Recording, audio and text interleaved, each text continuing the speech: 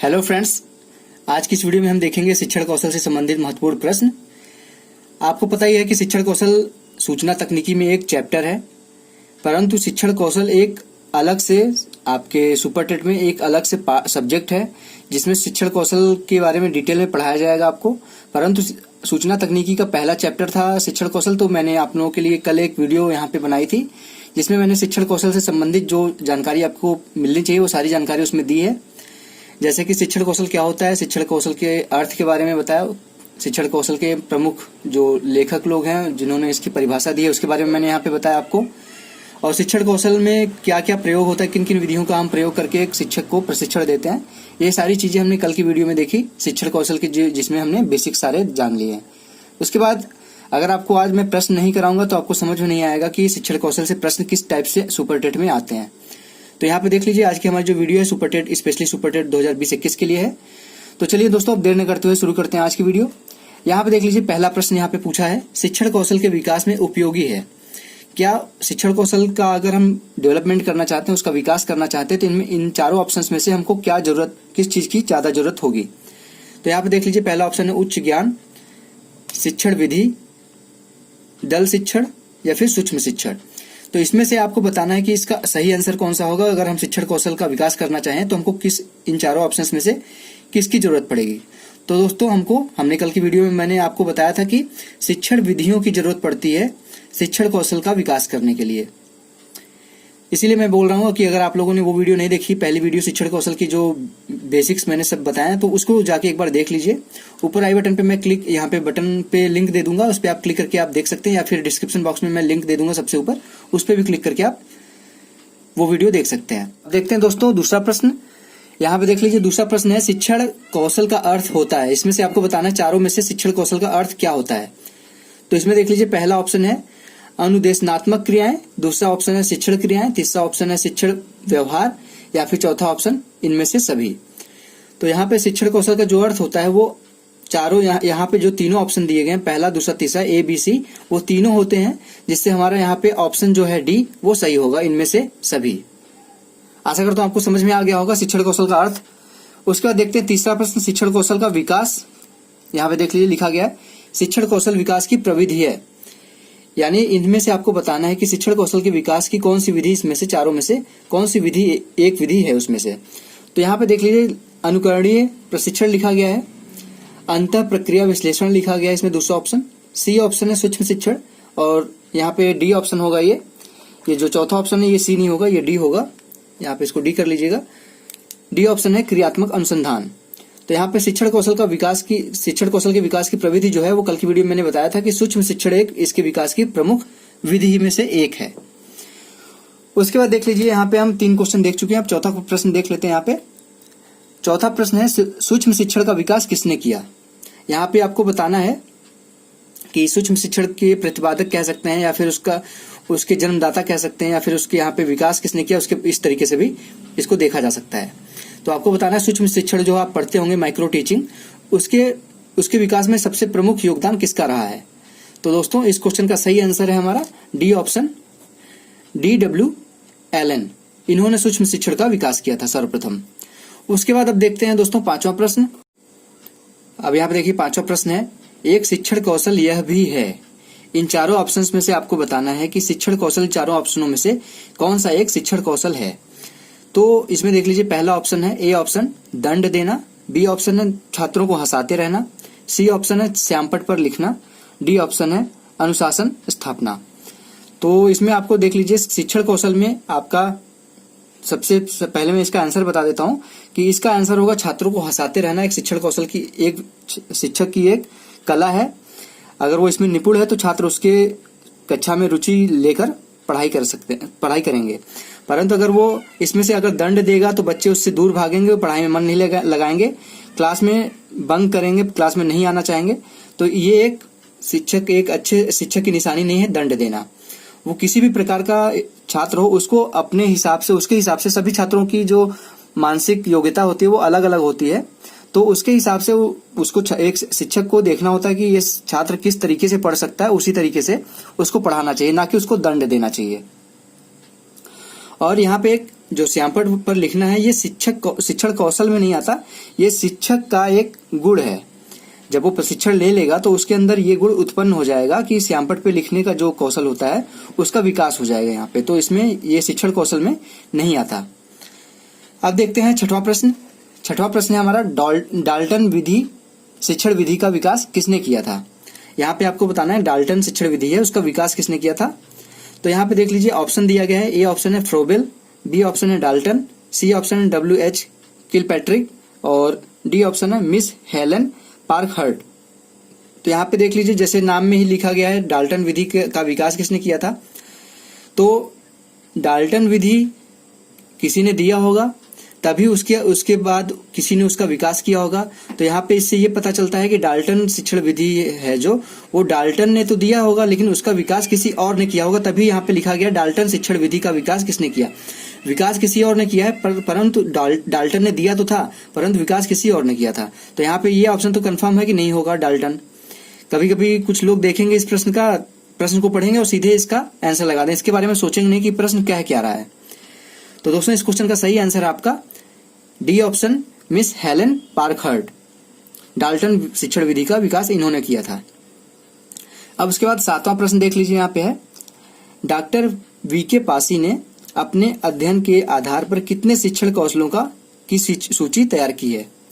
तो यहाँ पे मैंने कल आपको बताया था कि जो शिक्षण कौशल की जो प्रमुख परिभाषा है वो डॉक्टर वीके पासी जी ने ही दी है।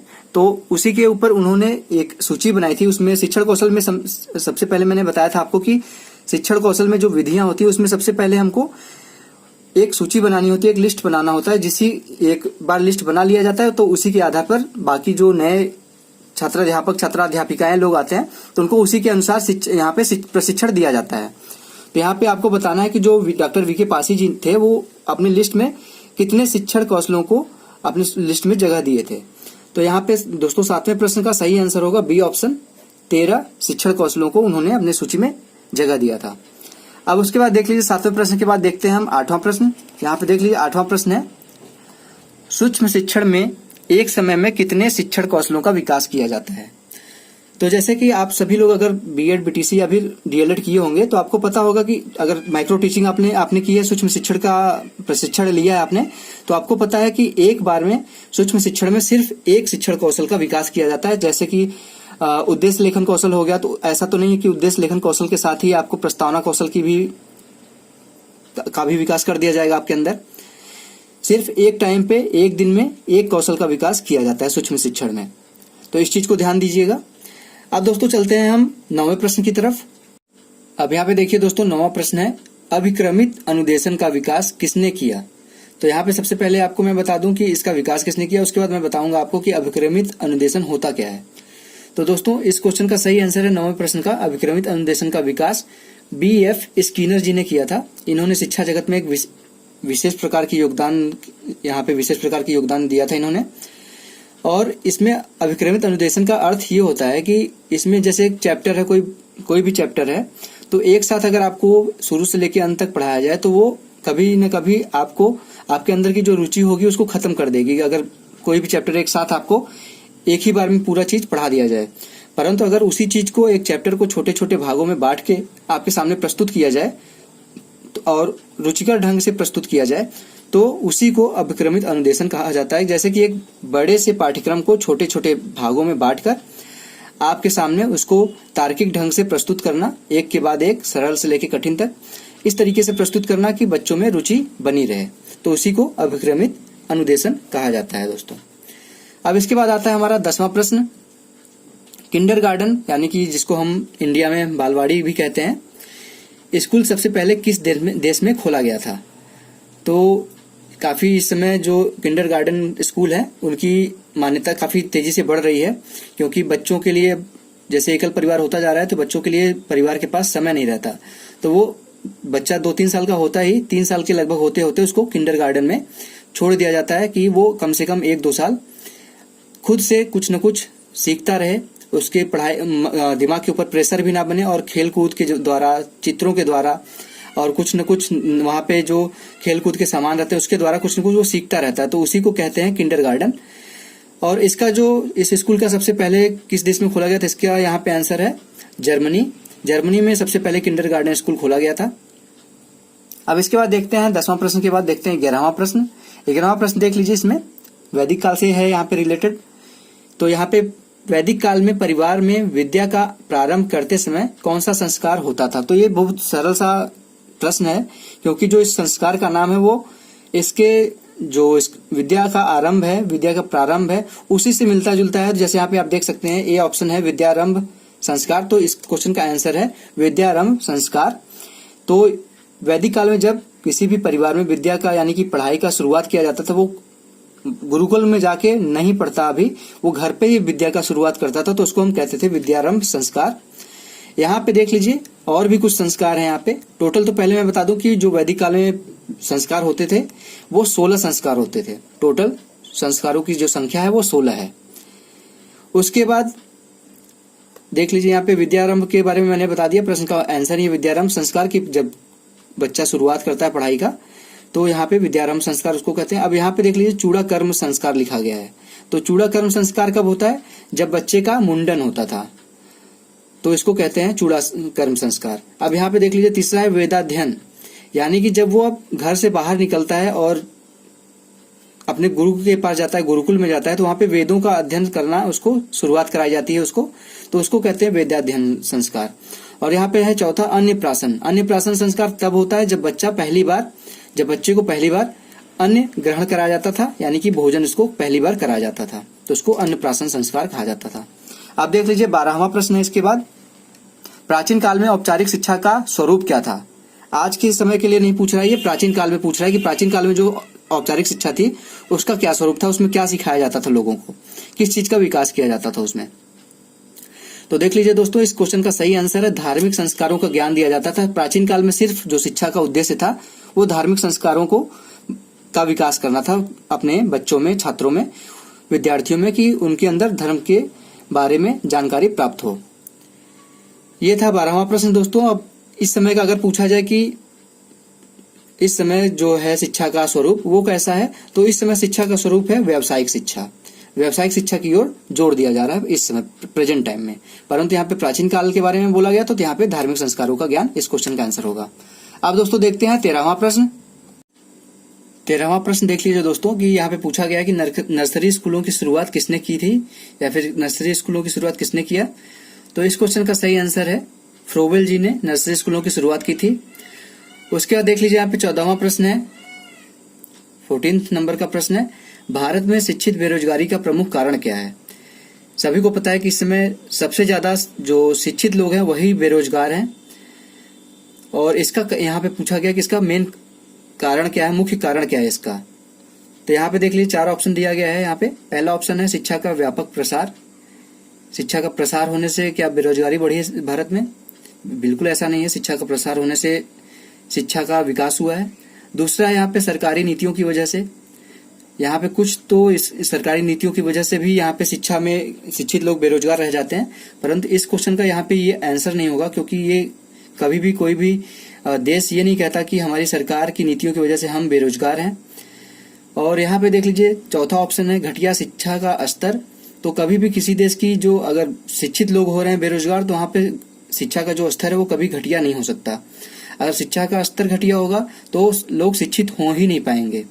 तो इस क्वेश्चन का जो सही आंसर होगा वो है उद्देश्यहीन शिक्षा, यानी कि हम शिक्षा ग्रहण तो करते हैं परंतु हमारा कोई उद्देश्य नहीं होता। हम सिर्फ अपना टाइम बर्बाद करते जाते हैं कि हमने ये डिग्री ले ली, हमने कोई और डिग्री ले ली, और हमारा उद्देश्य कुछ नहीं होता।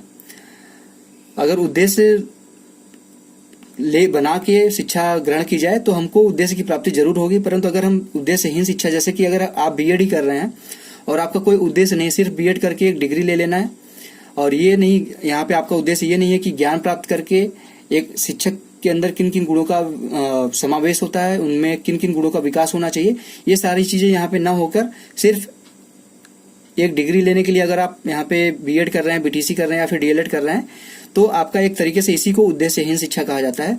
आपका कोई उद्देश्य नहीं। तो मेन जो शिक्षित बेरोजगारी का प्रमुख कारण है भारत में यही है। अब इसके बाद है 15वां प्रश्न, देखिए यहाँ पे, बहरों के लिए शिक्षा व्यवस्था में के क्षेत्र में किसका नाम उल्लेखनीय है। जैसा कि सभी को पता होगा कि प्राचीन काल में या फिर शुरुआत के दिनों में ही, इस समय में बहरों के लिए शिक्षा व्यवस्था नहीं थी, उनको पढ़ने लिखने लायक नहीं समझा जाता था। परंतु उसके बाद यहाँ पे जो हेलन केलर जी हैं, इन्होंने ऐसी एक व्यवस्था का निर्माण किया जिसमें बहरों के लिए भी पढ़ने लिखने की व्यवस्था की गई। तो इस क्वेश्चन का सही आंसर है हेलन केलर जी, इन्होंने बहरों के लिए शिक्षा की व्यवस्था में प्रमुख कार्य किया था। उसके बाद है 16वां प्रश्न। देखिए यहाँ पे, छात्रों को ठीक, शाबाश, बहुत अच्छा कहना, ये किस प्रकार का पुनर्बलन है? आपको सब ये तो पता है कि पुनर्बलन होता क्या है। पुनर्बलन एक तरीके से उनको बल प्रदान करना, उनको जैसे कि शाबाशी देना, उनको डांटना, ये एक तरीके का पुनर्बलन का काम करता है कि उनको कोई कार्य कर रहे हैं तो उनको प्रोत्साहित करना कि ये करें, या फिर उनको डिमोटिवेट करना कि ये ना करें, यहीं पे रोक दें। तो इस तरीके का जो कार्य होता है उसको पुनर्बलन कहा जाता है। या फिर वो किसी प्रश्न का आंसर देता है तो उसको आप शाबाश कहते हैं, ठीक कहते हैं, या फिर कहते हैं बहुत अच्छे। तो ये किस प्रकार का यहाँ पे पूछा गया कि किस प्रकार का यहाँ पे पुनर्बलन है। तो दोस्तों, इस शाब्दिक पुनर्बलन है, या फिर सकारात्मक शाब्दिक पुनर्बलन है, अशाब्दिक पुनर्बलन है, या फिर नकारात्मक शाब्दिक पुनर्बलन है। तो जैसा कि सभी को पता है, अगर क्वेश्चन को ध्यान से पढ़ेंगे आप तो ठीक, शाबाश, बहुत अच्छा, जो भी आप कहेंगे तो वो एक तरीके से शाब्दिक ही होगा। परंतु यहाँ पे सारी चीजें जो है वो सकारात्मक है, ठीक है, शाबाश है, या फिर बहुत अच्छा, ये सभी उसको मोटिवेट करेंगी आगे और भी अच्छे तरीके से प्रश्न को उत्तर देने के लिए प्रोत्साहित करेंगे उसको। तो एक तरीके से ये सकारात्मक चीजें हैं, सकारात्मक शाब्दिक पुनर्बलन के अंतर्गत आती हैं। ये था 16वां प्रश्न। अब 16वें प्रश्न के बाद देखते हैं 17वां प्रश्न क्या है। यहाँ पे देख लीजिए, 17वां प्रश्न है प्रयोजन विधि के प्रतिपादक के बारे में पूछा गया है। तो सबसे पहले यहाँ पे जान लेते हैं कि प्रयोजन विधि होती क्या है। प्रयोजन विधि में किसी भी छात्र को, किसी भी स्टूडेंट को स्वतंत्र छोड़ दिया जाता है। वो अपने अनुभव के अनुसार ज्ञान प्रदान प्राप्त करता है, उसको स्वतंत्र रूप से छोड़ दिया जाता है। इसमें बस ध्यान देने वाली क्या बात है, वो अपने अनुभव के द्वारा ज्ञान प्राप्त करता है इस प्रयोजन विधि में। और इस प्रयोजन विधि के प्रतिपादक कौन है? इस प्रयोजन विधि के प्रतिपादक हैं किलपैट्रिक। और इस जो प्रयोजन विधि का जो शुरुआत हुआ था, इस विधि की उत्पत्ति हुई थी, वो अमेरिका में हुई थी। इस चीज को ध्यान दीजिएगा कि इस विधि की जो उत्पत्ति हुई थी वो अमेरिका में हुई थी, और इसके जो प्रतिपादक हैं या जन्मदाता कह सकते हैं, ये हैं किलपैट्रिक जी। अब चलते हैं 18वें प्रश्न की तरफ। अब दोस्तों देखिए, यहाँ पे 18वां प्रश्न है, पूछ रहा है आपसे, सीखने की जो खेल विधि है उपयोगी है किसके लिए? बाल्यावस्था के लिए, पूर्व बाल्यावस्था के लिए, युवावस्था के लिए, या फिर शैशवावस्था के लिए? तो यहाँ पे आपको बताना है कि सीखने में जो खेल विधि है वो किसके लिए उपयोगी है। अब यहाँ पे मैं सिंपल सा एक चीज बता दूं कि युवावस्था के लिए तो हो नहीं सकता, क्योंकि युवावस्था में खेल की तरफ ध्यान आकर्षित नहीं किया जाता बच्चों का, उनका ध्यान कुछ नई नई चीजों को सीखने के लिए प्रेरित किया जाता है। तो खेल से जो सीखने की विधि है वो होती है हमारी बाल्यावस्था के बच्चों के लिए, कि खेल के द्वारा उनको सिखाया जाता है। अब यहाँ पे एक क्वेश्चन और बनता है कि बाल्यावस्था कितने से कितने वर्ष के बच्चों को कहा जाता है बाल्यावस्था में? तो ये होता है आपका 6 से लेके 12 वर्ष के बच्चों को जो होता है वो बाल्यावस्था का काल होता है। अब पूर्व बाल्यावस्था एक यहाँ पे दिया गया है। तो पूर्व बाल्यावस्था मतलब बाल्यावस्था में ही 2 भाग डिवाइड किया गया है, पूर्व बाल्यावस्था और उत्तर बाल्यावस्था। तो जो 6 से लेके 9 वर्ष की जो उम्र होती है वो होती है पूर्व बाल्यावस्था। उसके बाद 10 से लेके 12 तक ये होता है उत्तर बाल्यावस्था। इस चीज को ध्यान दीजिएगा। अब शैशवावस्था का उम्र क्या होता है? तो शैशवावस्था जो जन्म से लेके 0 से 2 वर्ष की जो आयु होती है वो होती है शैशवावस्था की। उसके बाद देखते हैं दोस्तों 19वां प्रश्न। 19वां प्रश्न पूछ रहा है आपसे, यदि विद्यार्थी पाठ में रुचि न लेता प्रतीत हो तो शिक्षक को क्या करना चाहिए क्लास में? अगर एक शिक्षक आप हैं मान लीजिए, और बच्चे आपके पढ़ाई जो पढ़ा रहे हैं आप उसमें ध्यान नहीं लगा रहे हैं, उसमें रुचि नहीं लगा रहे हैं, तो आपको क्या करना चाहिए? क्या अपनी विधि को बदल देना चाहिए, शिक्षण विधि को, या फिर कक्षा में अनुशासन को बढ़ाना चाहिए कि आप लोग और ध्यान से पढ़ाई करिए, ऐसे बोलना चाहिए? नहीं पढ़ाई करेंगे तो आपको दंड दिया जाएगा, इस तरीके से बोलना चाहिए, सी ऑप्शन। या फिर दृश्य श्रव्य सामग्री का प्रयोग करके पाठ को रुचिकर बनाना चाहिए। तो यहाँ पे देख लीजिए, दृश्य श्रव्य सामग्री का प्रयोग करना मतलब ये भी एक तरीके की विधि है। दृश्य श्रव्य सामग्री मतलब कुछ चित्र दिखा के आप उनको पढ़ा रहे हैं, तो ये भी एक प्रकार की विधि है, जिसका मतलब ये है कि हमने अपनी विधि का यहाँ पे विधि को बदल दिया है। तो इस क्वेश्चन का जो सही आंसर है वो ए ऑप्शन होगा, शिक्षण विधि में शिक्षण विधि में बदलाव करेंगे या फिर शिक्षण विधि बदल देंगे। ये आंसर क्यों नहीं होगा? क्योंकि जरूरी नहीं है कि उनको रुचि प्रदान करने के लिए हम दृश्य श्रव्य सामग्री का ही प्रयोग करें। हो सकता है कि यहाँ पे चलचित्र का प्रयोग कर दें, कोई वीडियो दिखा के उनको मोटिवेट करें, कुछ चीज बोल के उनको मोटिवेट कर दें। तो वहां पे अपनी जो शिक्षण विधि है उसमें बदलाव कर रहे हैं, ना कि एक फिक्स यहाँ पे कोई हमारा शिक्षण विधि है उसी का प्रयोग किया जाए उनको उनकी रुचि बढ़ाने के लिए। आशा करता हूँ आप लोगों को समझ में आ गया। यहाँ पे मैं 19वें क्वेश्चन में आपको क्या बताने की कोशिश कर रहा था। अब लास्ट में देखते हैं, यहाँ पे 20वां प्रश्न हमारा आज का आखिरी प्रश्न। शिक्षण का सूत्र, इसमें से चारों ऑप्शंस में से बताना है आपको कि शिक्षण का सूत्र कौन सा नहीं है इसमें। ज्ञात से अज्ञात की ओर पहला है, दूसरा है पूर्ण से अंश की ओर, तीसरा है स्थूल से सूक्ष्म की ओर, या फिर चौथा है प्रेरणा का सिद्धांत। तो आपको बताना है इसमें से कौन सा शिक्षण का सूत्र नहीं है। तो सबसे पहले ध्यान से, आप अगर क्वेश्चन इस टाइप का है तो इसमें ध्यान से ये देखने वाली चीज होती है कि वहां पे पूछ क्या रहा है। कभी कभी लोग समझ जाते हैं कि शिक्षण का सूत्र है, तो इस चीज को ध्यान से देखा करिए कि नहीं है पूछ रहा है या फिर है पूछ रहा है। तो कभी कभी आपको आता हुआ क्वेश्चन भी गलत कर देते हैं। तो यहाँ पे नहीं पूछ रहा है तो यहाँ पे देखेंगे कि ज्ञात से अज्ञात की ओर ये आपका सूत्र है शिक्षण का, पूर्ण से अंश की ओर भी एक शिक्षण का सूत्र है, स्थूल से सूक्ष्म की ओर भी ये भी एक शिक्षण का सूत्र है। सिर्फ प्रेरणा का सिद्धांत जो है वो शिक्षण का सूत्र नहीं है। तो इस क्वेश्चन का जो आंसर है वो नहीं पूछा था, तो ये डी ऑप्शन आपका आंसर हो जाएगा। ये था आपका शिक्षण कौशल का 20 प्रश्न, और जो जो इंपॉर्टेंट प्रश्न थे जो रिपीटेड हो सकते हैं आए हुए, वही प्रश्न यहाँ पे मैं आपको लेके आया हूँ आपके सामने 20 प्रश्न। अब डिटेल में जो हम शिक्षण कौशल पढ़ेंगे वो जो आपका सुपर टेट में एक पार्ट ही है शिक्षण कौशल का पूरा, जैसे आपका हिंदी मैथ सब्जेक्ट है उसी तरीके से एक शिक्षण कौशल का भी चैप्टर है, उस सब्जेक्ट है पूरा। उसको डिटेल में जब पढ़ेंगे तो उस चीज में पढ़ेंगे यहाँ पे हम शिक्षण कौशल को। यहाँ पे एक चैप्टर था, तो इस एक चैप्टर के हिसाब से मैंने आपको जितना बताया वो काफी है आप लोगों के लिए। अगर इतना पढ़ लेते हैं, इससे आपको अगर सूचना तकनीकी में प्रश्न आता है तो इससे ज्यादा कहीं से भी नहीं आएगा, इसी में से कोई न कोई प्रश्न आपको देखने को मिलेगा। तो आशा करता हूँ आप लोगों को दोस्तों आज का प्रश्न आप लोगों को 20 प्रश्न जो आपको दिखाया मैंने वो आपको समझ में आया होगा और अच्छा लगा होगा ये 20 प्रश्न। अगर अच्छा लगा हो, अगर मेरी वीडियोज पसंद आती हो आपको, तो प्लीज लाइक कर दिया करिए। लाइक करने से मुझे खुशी मिलती है कि मेरी वीडियो इतने लोगों तक पहुंच रही है और इतने लोग उसको पसंद कर रहे हैं। और आप देख ही रहे हैं कि आप लोगों के लिए मैं कितनी मेहनत कर रहा हूँ। अगर आप लोग लाइक सब्सक्राइब करते जाएंगे तो मैं और मोटिवेट होऊंगा और मेहनत करने की कोशिश करूंगा और इसके ऊपर टाइम दूंगा आप लोगों को। तो दोस्तों मिलते हैं अपनी नेक्स्ट वीडियो में, तब तक के लिए आप लोगों का बहुत बहुत धन्यवाद। जय हिंद, वंदे मातरम।